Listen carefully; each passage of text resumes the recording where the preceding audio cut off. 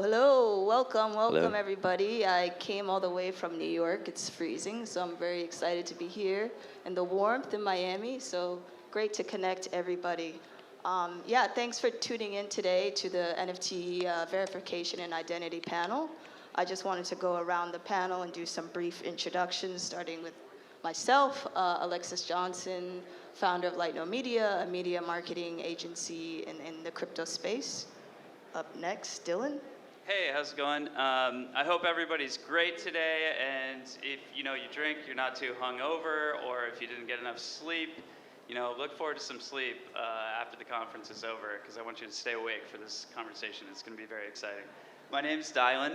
Actually, it's not Dylan. It's a little different because my parents are weird. I'm CSO of Kyla Network, also CEO of NFT3, which I'm speaking in that capacity today. And that's about it. I'll try to keep it succinct. Hi everyone, my name is Harry. I actually come from China this time. It's actually the first time I've been back to the States after 2 years of COVID, so really glad to be here today. I'm the co-founder for Project Galaxy, so previously I graduated from Berkeley and built a platform called DeFi NFT.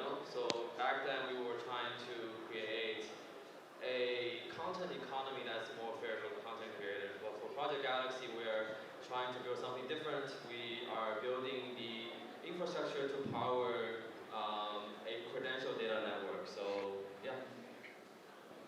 Hey, I'm JP Bedoya. I head up the product team at Civic.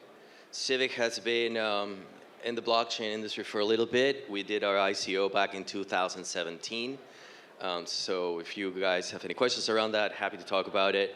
And we're building basically the identity fabric that you've heard about identity all over the place. It's really interesting.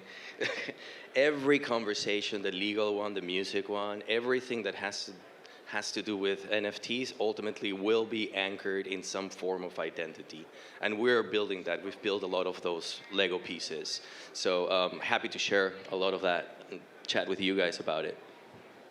Awesome, awesome. Thank you, everybody. And to start off, I wanted to do, and talk about and touch on, more broader topic on NFTs.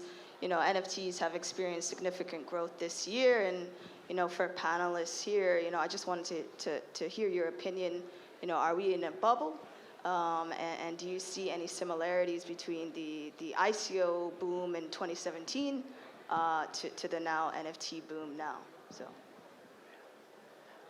So I've got the advantage, maybe you as well, and a handful of people in this room, of having been around for a little while. So I got into crypto, really into crypto in late 2011.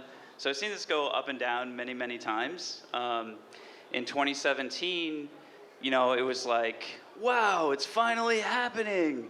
And then, it turns out that we were a little bit early for all of these sort of dreams that we had about what smart contracts could do, because the value transfer layer infrastructure was not in place. And there's a key difference now, right, which is that value transfer layer is in place, right? We have stable coins. We have the dream of stable coins. They're here. We have, DeFi. We have all these sorts of infrastructural aspects or components that I think allow the efflorescence of NFTs to be such a powerful thing that they are today, along with a host of other ideas. So I do think that NFTs, with the limited application of NFTs as some sort of desirable commodity-based collectible thing, yeah, 100% a bubble. The 99 NFTs you may own, like 98 of them, they're gonna suck in 2 years, trust me. I'm sorry to say that. I wanna, I'm not casting dispersions, I just wanna be honest about that. But NFTs as a technological vehicle to allow other expressions of things like, I think that that aspect of it is definitely not in a bubble. It's just the beginning. Yeah, so I guess my answer to that question is both yes and no. If you look at the Bitcoin price at 2017, it's relatively low compared to it is today. And I think it's very similar to the NFT space right now. We have like thousands of projects coming in, tens of projects coming every day, and they're raising tons of money. And I don't think many of them actually creates a special value, right? So they're all very similar. They're all PFPs. So I really agree with Dylan on that. Probably in the next 3 to 5 years, 95% of them, 99% of them are not going to be around anymore. But the top tier ones, the top tier NFTs, I think are still going to accrue value, and I think the whole Matthew effect is going to be pretty large in the next 3 to 5 years for the NFT space. And on top of that, I do see NFTs can bring more utility to our life rather than just having these PFPs showing off on your social media platforms. And I do think that space is not explored enough right now. That's why we are building identity credentials around NFTs on Galaxy. Yeah. Yeah, and I think just to complement, right, when you think about NFTs, NFTs are basically an enabling technology, they say. So I think it's unfair to compare it to the 2017 ICO's boom because the tech wasn't there, right? Everybody was making up the tech then. So you're like, yeah, there were all these people, there were money grabs and whatnot. There are now today. That's why the SEC came to be way back when, right? So I think that when we take a step back and look, what is this going to enable is really the main difference between NFTs using all the tech and enabling experiences, enabling musicians, and that corner store is always going to be who is behind that NFT, what does that NFT represent? Got it. And that's a good segue also to the next question, you know. Why is it important to focus on verification and identity of NFTs for the ecosystem to survive and thrive? I can go, right? If we, just following what I was just saying around, NFT becomes an enabler for multiple things, right? It represents you, it represents what you like, it represents who you are, but then ultimately, one of the key pieces is NFTs are tradable, right? They're non-fungible, but they're transferable. And that I think is what enables this new economy that is happening around it. But at the end of the day, you need to make sure that whoever is the creator, and we heard the lawyers just a few minutes ago, we gotta be careful, right? They are the rightful owners of the IP that you are getting from that NFT. What does that mean? Well, you need to verify that person. You need to make sure that they are who they say they are. You need to make sure that then ultimately they own the IP or they own whatever you are getting from that. So identity at its core becomes fundamental to be able to create a trusted economy and ecosystem around NFTs. So if you are not able to have that trust, then how does this really mature and become a real industry? It won't, right? You already are seeing all these legal battles, the infrastructure bill, bringing all of this into play with tax and regulation. So regulation is coming, and we need to embrace it and not fight it. And identity, at the end of the day, is going to enable all of that. Yeah, so when I think about identity, I don't mean the identity that represents your identifier, right? I mean the things that represent who you are.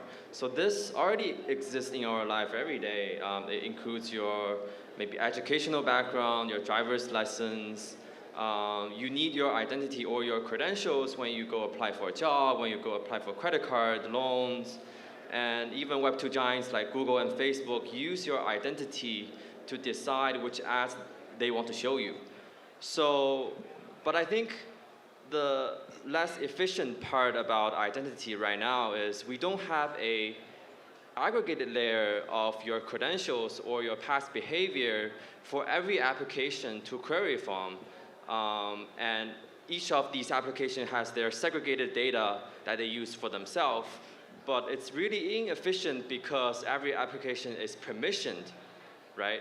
And with the Web3 talk, with the technology that we have, like Web3, NFTs, I think it's finally the time that we can have this aggregated layer of your credentials across all platforms, all chains, because everything is permissionless.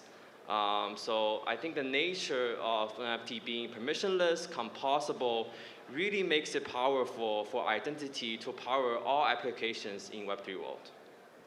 That's like, I think that's like so well said, and very insightful. So the sort of everyday example that I use about this idea of identity in the context of a Web3 metaversal, world that we're entering is, say, you're from America, right? And you're visiting Russia. You're a big deal in America, but nobody knows you're a big deal in Russia. It's probably good for people to know you're a big deal in America, right? If you're in Russia, because maybe you'll get some benefits. Maybe you'll get, maybe they'll let you into the restaurant. You get a VIP, whatever, right? You can use the same analogy to understand how the accrual of on-chain reputation, off-chain reputation, in the context of a new conception of identity, right? That is completely at odds with the conception of identity that we have today, which is I'm going to share all this information about myself so that I can get like cool software. Like, don't get me wrong, the dopamine hits that you're getting from Facebook, Amazon, and Google, like I'm sure they feel great. But the personal capitalizations that you're going to get from a metaversal data journey that has your Web3 based identity, whether that's in the context of what Civic is working on, or Galaxy, or we are, that's going to feel much better to be getting dollars into your or crypto into your wallet based on some sort of data journey that you're taking, rather than a dopamine hit where you're the product. So I just want to have a rejoinder on that as well. Right. Yeah. Well said, and up next, JP, you mentioned it earlier, but I wanted you guys to weigh in on the importance of verifying the creator versus verifying the digital collectible itself. Is one more important than the other? Well, like at Civic, we have a NFT creator verification program. Actually, we call it Verified by Civic Pass. So just over the last couple of months, it's really exploded. We get dozens and dozens of creators coming to our Discord to say we want to get verified so that they can build that trust in their community. So for us, that process is pretty simple, right? We make sure that you are a real person, so we go through that verification, what we call liveness, number one. We also make sure that they are not in any sanctions list, so we do an identity verification of that person, and then we make sure that they own the domain, they own that Twitter channel, and we have a video call with them too, just to make sure that they are who they say they are too. So with that in mind, I think you build that first piece of the puzzle, because now you're not going to be that open about rugging or infringing an IP if you have been fully doxxed with us. And we don't share that information with anybody, but they're now doxxed with Civic. So that is starting to become something that all the NFT projects, especially in Solana right now, that are just exploding, are looking for. And I think that's really going to enable all these new use cases, all this community growth that I think we all are seeing coming pretty soon. I'm not too much of an expert on this question, but I think at a high level, the core value that NFT provide is it's the very first time that we can actually own something, right? And it's the very first time we can know something that we own is authentic and real.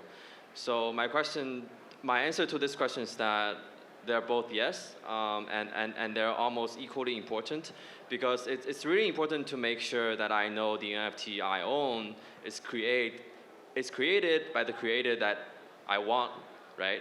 And it's also really important for others not to come in and pretend that they own the NFT that I own. So I think both are really important. I think Twitter is doing that on their profile pictures, which is cool. Yeah. Provenance of an NFT is extremely important, right? Especially when it comes into the context of, like, the previous panel where they're talking about music and NFTs. How do you prove that the creator has provenance of the NFTs that are created? And like, could I take a screenshot of a CryptoPunk and then mint it? There's mint copying, right? You can mint on other platforms. So it's extremely important for some sort of technical identity layer to be attached to the creation and the coordination of NFTs, right? And we at NFT3, we think that that's located within the tech stack of decentralized identifiers. There are other ways to pursue the problem, but you need kind of like these breadcrumbs coming back to the common referent, and you also need some level of, like, unified experience. You can't have a unified experience across platforms. You have to have it contained within the individual. So this is why, like, guys, like, identity, okay, like NFTs, metaverse, identity, like, I think this is the next wave, personally. And I agree. I think, Civic, we've been doing digital identity for 5 years, right, give or take. And finally, I think the projects are realizing, oh, shoot, we need identity, right? Before, like, it was the Wild West. Everything had to be anonymous because everybody was doing God knows what with their crypto. But now, it's matured, right? The market, the industry has matured. Projects say, I need identity. I need to know who's there. But it still could be anonymous. But now you have better and good actors on both sides of the transaction, ultimately, right?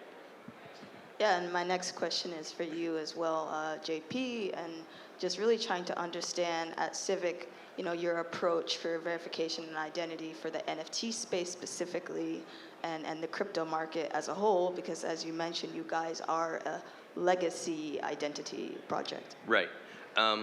So Civic as a business, right, we offer identity verification. That's how we make our money, right? We do KYC and the traditional AML and whatnot. That is going to enable the growth of DeFi and the ability to bring institutional investment. And basically, DeFi is what's enabling NFT trading, right? Now you're seeing all these exchanges. You could buy the Trash Panda token on an exchange to be able to go mint it, for example, right? So all of these things are being enabled through that. So that's how Civic makes its money, right? On verifying those wallets to make sure that they are actual users. For the NFT creators, we're actually made it completely free. We really want to help the industry grow, and we think that having the ability to build that trust within the community is what's going to enable the growth of the NFT industry. And we have a bunch of other tools that we just announced yesterday, actually, for those Discord communities too, where now you can also integrate the Civic tools into Discord. So you'll be able to verify that the people joining your Discord are not bots, for example. You'll be able to also whitelist your mint. So when you're going and using Candy Machine or whatever else, you will be able to make sure that it's only humans that are minting and not bots. And then ultimately creating those gated experiences, it's important, where then the NFT becomes your membership card.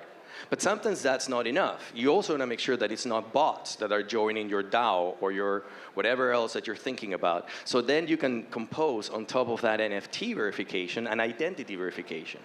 So if you now combine, okay, now this wallet that has been verified by Civic, I know it's a human, and I know that they own that NFT, I'm going to let them in.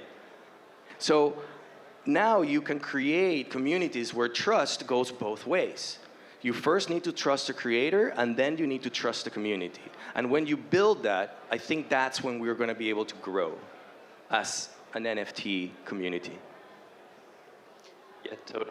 I totally agree. And I also think that we should say a big thank you to Civic, because they were the first project to really tackle identity. We wouldn't. So thank you to Civic. we wouldn't even be on the stage. So that's awesome. Yeah, and next question to follow up for Civic is, you guys have been around for several years, and how has your target market, your pitch, changed and adapted over time? And what have you guys learned from, focusing on verification and identity? Wow. We've changed a lot. First, we thought, companies care about identity. They don't. They do not care about identity. They only do it because they have to, right? Because the government told them, you have to KYC someone. So that kind of really changed the way that we then approached the market, right? Where they also did not care about decentralization. No corporation cares about a decentralized identity or a DID and self-sovereign identity. Holy crap, it's what is that? Don't even talk to me, and you guys probably shouldn't even care about it too much, but it's quite important, because that means that you own your identity information. If it's self-sovereign, it means it's yours, and you are the one that owns it, has control, and can do whatever you want with it. So our pitch changed from going to a SaaS type offering to being more of a transactional offering. So that's basically how the model has changed, and now we are basically part of the transaction when identity enables that transaction. And that's where all the parties are realizing value too. Awesome, awesome. And my next question is for you, Dylon. At NFT 3, if you could just talk to us about what you've been focusing on specifically at NFT 3 and how you guys have been approaching identity and verification, at NFT 3. Yeah. So our thesis is that what exists right now is a great technology layer. So decentralized identifiers are this new standard that's been approved recently approved in the past few months by the W3C, which is the World Wide Web Consortium, which is the same body that approves standards like HTTPS. In fact, that was the last standard they approved before DIDs. So this should give you some idea about how big of a deal DIDs are. And the cool thing about DIDs, or decentralized identifiers, they're highly flexible. They work in a variety of contexts. Right now, it's a little bit of an open season on DID methods, which could be shakily analogous to ERC20 kind of standards, right? So there's 95 DID methods, maybe 97 now, probably since I spoke. We're doing one DID method. Our goal is to use NFTs as sort of, so intuitively, I had this really, what ended up being a horrible idea, which was, NFTs are unique and individuals are unique, so why don't we represent individuals or identity as an NFT? Our chief advisor, Evan McMullen, who leads Certo ID, which is helping with music provenance for artists in some ways, she's like, that's a terrible idea because identity is mutable, it's porous, you want to change it, your identity changes over time, but what do you think about using DIDs? So that's where we started on this trail of using decentralized identifiers. So we wrap an NFT and a decentralized identifier, and the reason why is because what we've evidenced, or what I've kind of seen, is that NFTs are this extremely strong adoptive technology and vehicle for crypto, but also just for Web3, right? And in the same way that you can think about the provenance of your NFT being completely unique, and you own it, we hope that that's true in the next few years for your identity, and that identity is this It's inclusive of, sure, your PII, your personally identifiable information, but it's also, you know, a melange or a coterie of on-chain reputation, accrual of like actions that you have taken that, you know, provide some benefit on the back end through smart contract automations or inclusion into DAOs. Like, we want to solve, you know, the problem of like, Metaverse 1 should know that you have a legendary sword in Metaverse 2. That's probably something that should happen, right? And Well, but how how powerful is that sword? it's got to be the most powerful sword ever. It's going to be flaming. It'll also have acid, you know, shooting out of the hilt, and maybe like a Yeah. spiritual pommel stone. Asset portability is going to be a asset, not acid. Sorry, asset. That's going to be a big deal in the next few months, I think, as you know, the Sandbox, Somnium, Decentralized, Star Atlas, all these guys are building all these things. Okay, you're going to want to be able to move your NFTs and your avatar around. So that's going to be really cool to see. Yep. Thanks everybody for your contributions. I got the wave that unfortunately we're out of time. But yeah, I just want to say thanks audience, thanks panelists, great job.